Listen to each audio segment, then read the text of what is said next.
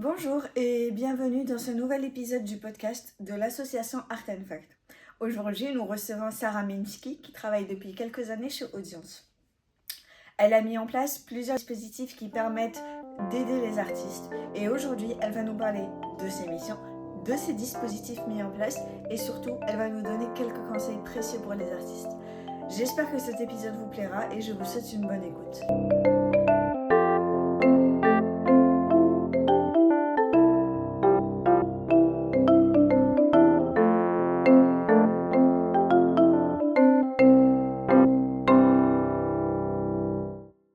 Bonjour Bonjour. pour la vidéo. Est-ce que je vais commencer par simple. Est-ce que vous pouvez nous donner votre nom, votre prénom? Je suis Sarah Minsky. Enchantée. Est-ce que vous pourriez nous parler de votre cursus universitaire, de votre parcours professionnel et qu'est-ce qui vous a conduit à travailler chez Audience? Alors, j'ai un parcours de psychologue du travail. Donc, j'ai un DESS en psychologie du travail que j'ai obtenu à l'université Paris 5 il y a un certain nombre d'années. Suite à l'obtention de mon DESS, j'ai eu une première année d'expérience professionnelle à la Cotorep, qui s'appelle maintenant la MDPH, la Maison départementale des personnes handicapées. Et c'est cette première expérience qui m'a donné vraiment une appétence et des compétences par rapport au secteur et au champ du handicap. Donc suite à cette première expérience professionnelle, j'ai ensuite travaillé pendant 6 ou 7 ans dans une mission RMI. Donc j'ai accompagné des personnes bénéficiaires des minima sociaux dans leur parcours d'insertion professionnelle. Et ensuite, j'ai eu mon premier enfant et j'ai décidé de faire autre chose. Et j'ai vu cette offre d'emploi à Audience où on cherchait un conseiller en orientation auprès des professionnels du secteur de la culture et j'ai postulé. Et je travaille donc à Audience depuis bientôt 17 ans. C'est un beau parcours. Oui. Est-ce que vous pouvez nous donner de manière globale, puisqu'on va le détailler après, mais vos missions chez Audience? Alors, je suis responsable du domaine accompagnement et sécurisation des parcours professionnels. Donc, je pilote des dispositifs qui visent à sécuriser le parcours professionnel d'artistes et techniciens du spectacle qui auraient été fragilisés du fait notamment de problématiques de santé ou d'accidents de vie. Est-ce que vous pourriez nous détailler les aides et les accompagnements qu'Audience propose pour les professionnels confrontés à des périodes d'inactivité ou des transitions professionnelles ou difficultés financières? Alors, on a au sein du service d'action sociale, donc le service d'action sociale est dédié à tous les professionnels de nos secteurs qui ont déjà travaillé dans le secteur de la culture. Donc, Audience, nous sommes un groupe de protection sociale professionnelle. Donc, à partir du moment où un professionnel travaille dans une entreprise qui relève du secteur de la culture, il cotise de fait au sein de notre caisse de retraite spécifique. Et de ce fait, en cas d'accident de vie, de difficultés de santé qui peut entraîner des répercussions du coup au niveau professionnel et une baisse d'activité avec une baisse de revenus, et en cas de fragilité financière, nos professionnels ont la possibilité de solliciter notre service d'action sociale pour mobiliser des aides financières. Et dans le cas où on se pose des questions sur notre vie professionnelle, est-ce qu'il existe des dispositifs mis en place par Audience? Oui, il existe notamment le fonds de professionnalisation des artistes et techniciens du spectacle, qui est un dispositif financé et mis en place par le ministère de la Culture qui existe depuis 2008 et qui opérationnellement est donné en gestion à Audience, qui s'adresse aux artistes et techniciens du spectacle entre guillemets confirmés, c'est-à-dire qu'il faut justifier d'au moins 5 ans d'indemnisation sur les 10 dernières années au titre des annexes 8 et 10 pour pouvoir bénéficier de cet accompagnement. On peut en bénéficier une fois dans sa carrière et il y a 2 temps dans le cadre de ce dispositif. Un volet accompagnement professionnel où en fait on met l'artiste et le technicien en contact avec un consultant alors spécialisé dans le secteur si le professionnel reste dans son secteur d'activité. Je suis chanteur, chanteuse, je veux continuer à exercer mon métier. Je suis réalisateur, réalisatrice, j'ai des projets à court ou moyen terme. Et on accompagne également les professionnels qui seraient dans un projet de reconversion, donc reconversion dans le secteur, Je suis danseur et pour différentes raisons, je ne peux plus ou je ne souhaite plus exercer mon activité et je veux devenir par exemple chargée de diffusion. Donc on peut aussi accompagner et reconversion également hors secteur. Donc ça, c'est le premier volet du dispositif, vraiment le conseil professionnel. Donc ça peut être du conseil aussi autour du réseau pour éventuellement identifier les besoins en termes de compétences complémentaires. Et à l'issue de l'accompagnement, en fonction des revenus du professionnel, il y a le deuxième volet qui peut se mettre en place, qui est l'attribution d'aides financières. Donc, on a des aides financières qui ont été prédéfinies par le ministère de la Culture. Ça tourne, par exemple, autour des outils de communication. J'ai besoin de faire une captation de mon spectacle pour pouvoir promouvoir ce spectacle-là. J'ai besoin de faire un site internet pour mettre en avant ma carrière. Je suis musicien, j'ai cassé mon instrument de musique, j'ai besoin de le faire réparer. On peut également intervenir. Je suis musicien, je commence à faire de la musique assistée par ordinateur, j'ai besoin d'acquérir des logiciels professionnels, on peut également intervenir. Donc ça, c'est le dispositif du fonds de professionnalisation. Et on peut retrouver toutes ces informations-là sur votre site, c'est ça? Alors sur le site artistes et techniciens du spectacle. D'accord, que je mettrai en barre d'infos. Alors, j'ai vu que dans vos missions, dans l'un des projets que vous portez, il y avait une partie handicap et inclusion. Est-ce que vous pourriez nous dire s'il existe des dispositifs particuliers pour les professionnels confrontés à des problématiques d'handicap ou des personnes en situation de handicap? Alors, dans le cadre du dispositif du fonds de professionnalisation, on s'est rendu compte que de plus en plus de professionnels nous contactaient suite à des difficultés de santé ou en situation de handicap. Donc, à partir de 2014, on a mis en place des accompagnements renforcés pour ces professionnels. Et en 2017, en fait, l'AGFIP a lancé une mission handicap spécifique au secteur de la culture. Et donc, Audience a piloté cette première mission handicap qui était spécifique au secteur de la production audiovisuelle, qui en 2020 a été élargie au secteur du cinéma, du spectacle vivant, de la radio, des prestataires techniques. Et dans le cadre en fait, de la mission handicap, on accompagne les professionnels de tous ces secteurs-là pour qui la question de la santé constitue un frein sur le retour ou le maintien dans l'emploi, en termes de réflexion autour du projet professionnel, accompagnement à la mobilisation des aides pour compenser le handicap. On aide également à la mobilisation des droits, notamment pour obtenir le statut de travailleur handicapé, des demandes de pension d'invalidité. Tous ces dispositifs qui peuvent être pas forcément simples d'accès pour les intermittents du spectacle. Comme ils ne sont pas rattachés à une entreprise en particulier, à un service ressources humaines, il y a parfois des difficultés, pour accéder à l'information. Et même, on constate que lorsqu'ils ont accès à l'information, il peut y avoir des réticences vraiment à enclencher les démarches. Donc, on est là pour accompagner, informer, et lorsque le professionnel souhaite enclencher les démarches, on peut aussi concrètement le soutenir. D'accord. Et pour ce qui est des employeurs, donc toute personne qui pourrait justement faire appel à des intermittents, quelle que soit leur spécialité, comment vous faites pour sensibiliser justement ces employeurs aux questions de handicap et d'inclusion? Parce que même s'il y a des aides, en termes de sensibilisation, c'est pas toujours évident, j'imagine.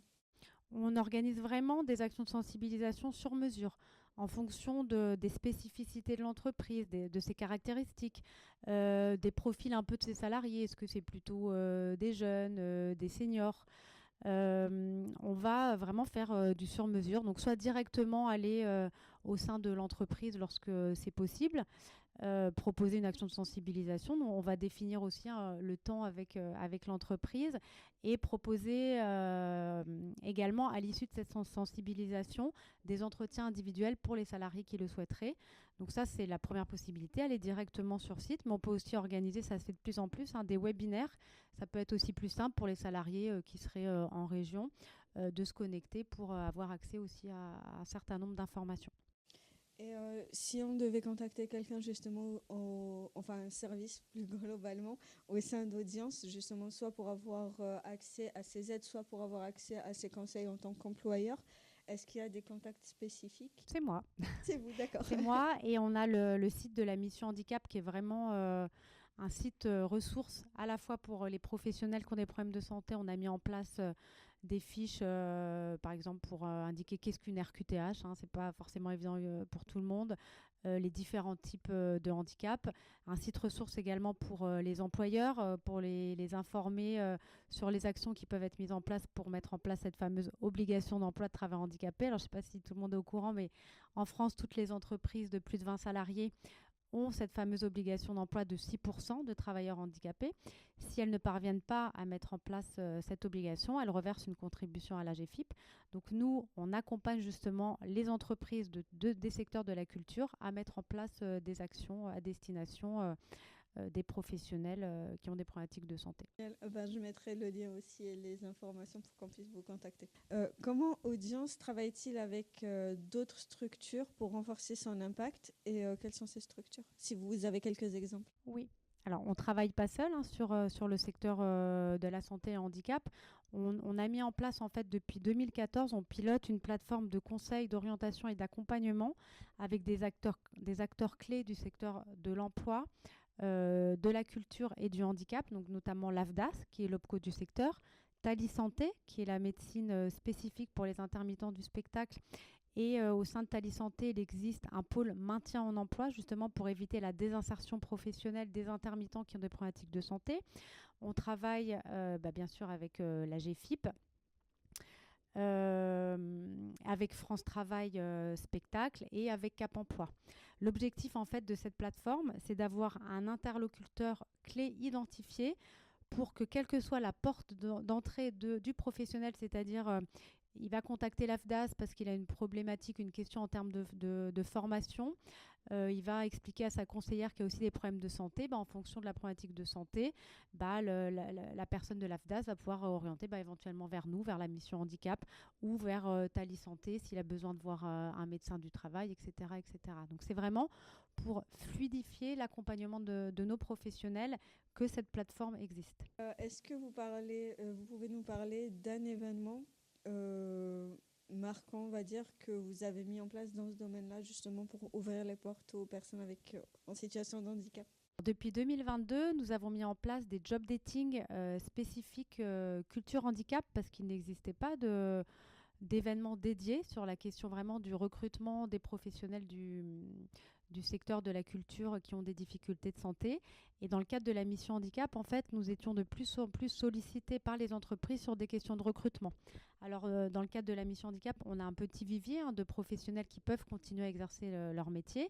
On a à peu près une centaine de personnes dans notre CVTech, mais on voulait aller plus loin et donc proposer vraiment des événements dédiés. Donc, depuis 2022, on a mis en place 6 job dating, donc, dont 2 à l'Opéra Paris-Bastille, 3 au Festival d'Avignon en lien avec la Fabrica et 1 à Tourcoing en lien avec le Festival Pix. L'objectif de ces rencontres, c'est vraiment de faire matcher des entreprises recruteuses du secteur de la culture. Alors, on a vraiment plutôt des grosses structures qui se mobilisent. Alors, on a eu, par exemple, à l'Opéra de Paris-Bastille, le Théâtre du Châtelet, on a eu TF1, on a eu France Média Monde, 10h, Éléphant et compagnie, le Théâtre de l'Odéon. Et on peut aussi avoir des petites entreprises, en tout cas qui n'ont pas d'obligation d'emploi, mais qui, pour différentes raisons, souhaitent diversifier leur recrutement et intégrer sur un projet, que ce soit un projet audiovisuel ou que ce soit pour un spectacle, des artistes et ou des comédiens en situation de handicap. Donc on a, par exemple, lors du dernier job dating à l'Opéra de Paris-Bastille, on a eu 32 entreprises recruteuses, 150 candidats, et à l'issue de chaque job dating, on a à peu près quand même une quinzaine de recrutements qui ont lieu. Sur des métiers à la fois qui relèvent de l'intermittent, ça peut être des comédiens, des techniciens, des régisseurs, mais aussi sur des métiers plus généralistes, ça peut être des agents de billetterie. On avait également UGC qui était présent sur les 2 précédentes éditions à l'Opéra de Paris-Bastille. Ça peut être des professionnels en ressources humaines, dans la communication, dans les services généraux. Et donc là, la prochaine édition a lieu le 25 mars 2025 à l'Opéra de Paris-Bastille et le 26 février à la Fabrica d'Avignon. Quel conseil donneriez-vous à une personne en situation de handicap souhaitant travailler dans le secteur culturel ? Alors, je pense qu'il ne faut pas se bloquer. On peut avoir parfois des stéréotypes j'ai tel type de problématique de santé, bah, je ne pourrais jamais travailler comme comédien ou comme régisseur ou comme technicien son. Dans le cadre de la mission handicap, on a mis en place des fiches métiers qui mettent en avant en fait les compétences nécessaires pour exercer tel ou tel métier. On n'a pas voulu être négatif et se dire bah voilà vous avez des problèmes de vue, bah vous ne pourrez pas faire ça. Vous avez des problèmes auditifs, vous ne pourrez pas faire ça. Parce qu'on peut constater qu'il y a vraiment des exemples de témoignages auxquels on n'aurait pas pu forcément penser. Je pense notamment à un monteur qui, suite à un accident, a dû se faire amputer de plusieurs doigts. Bah, il a pu continuer, grâce à un aménagement de son poste de travail, il a pu continuer à exercer son activité. Donc vraiment, voilà, ne pas se limiter et en cas de question, de contacter du coup la mission handicap.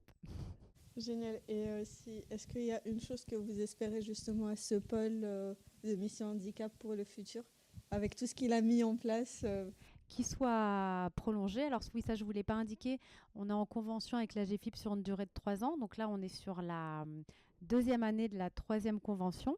Donc voilà, on espère qu'à l'issue de la dernière année de la convention, on puisse encore continuer à poursuivre ce très beau projet. J'espère aussi, parce que ça fait plaisir de voir qu'il y a beaucoup de choses qui sont mises en place pour avoir eu la chance de rencontrer des personnes en situation de handicap. Savoir qu'il y a des dispositifs et tout, c'est vraiment encourageant. Et pour avoir une association aussi artistique, me dire que demain, je pourrais peut-être les rediriger vers vous, c'est rassurant, j'ai envie de dire. Exactement. Merci beaucoup. Merci à vous de m'avoir donné la parole. Et merci à vous d'avoir répondu à mes questions. Je vous remercie d'avoir écouté ce podcast et j'espère qu'il vous a plu. N'hésitez pas à le partager, à vous abonner, à liker et à commenter.